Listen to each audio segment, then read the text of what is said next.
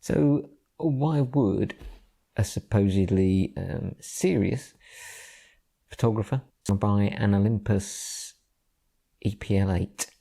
And there are a few good reasons.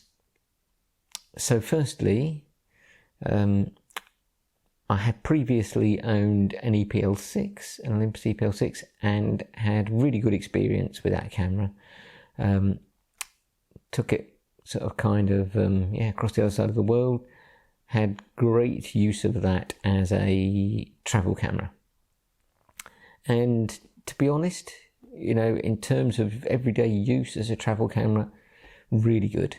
And of course, if you've had a good experience with the particular type of camera or line of cameras, it makes you feel good about them. I never had any problems with that E-PL6 at all. Can't remember why I sold it. Anyway, also I've a good range of micro four thirds lenses, which of course the E-PL8 is a micro four thirds camera, and I also have some of the accessories that go with that kind of line of cameras. So I have the EVF, I think it's the VF2. So I have the accessory viewfinder, and it's the newest of the E-PL models that will take that accessory viewfinder. I don't think the E-PL9 and 10 do.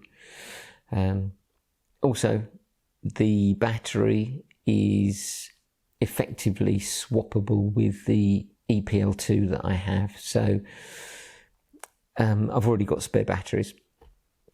It has, and here is said camera. You'll note it's white, which isn't really my preferred kind of colour for cameras, but this was a really good deal, so I couldn't turn it down. I have toyed with the idea of changing this, the white. There's not an awful lot of it, and you can actually buy stuff to recover cameras, but I'll see how I get on. I'm not that fussed about it. One of the things this camera does have, which was important for me, and I'll explain why in a minute, is the vloggability with the screen down. So you can do pieces to camera, and you can control the viewing of the videoing from the screen as well, from the touch screen. So that's pretty useful for me. Has the same feature set as the Olympus EM10 Mark II, so it's got a pretty extensive feature set with things that I probably won't use. It's got a huge number of scene modes and live composite and bracketing options and HDR, all sorts of stuff that I probably won't use, but I'm beginning to think that maybe I should explore some of these options a lot further.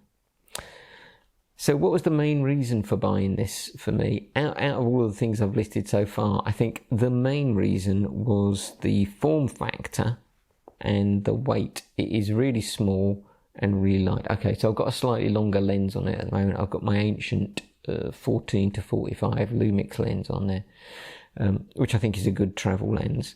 But for vlogging, I use the 9 to 18 Olympus lens, and it makes it even smaller. But this is a really small camera, and it's light enough without feeling flimsy. It feels fairly solid. It's okay in my hand. It has a little bit of a grip on it.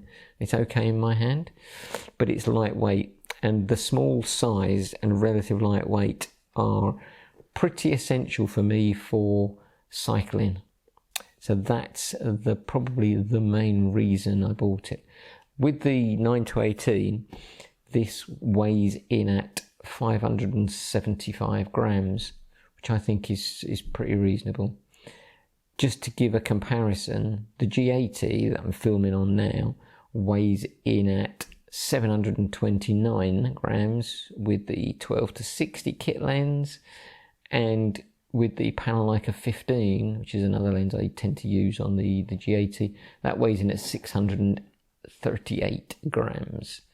So it's not so much the weight, it's more to do with the size of the G80 that's a problem. And I'll put a couple of photos in that you can, with the size comparison.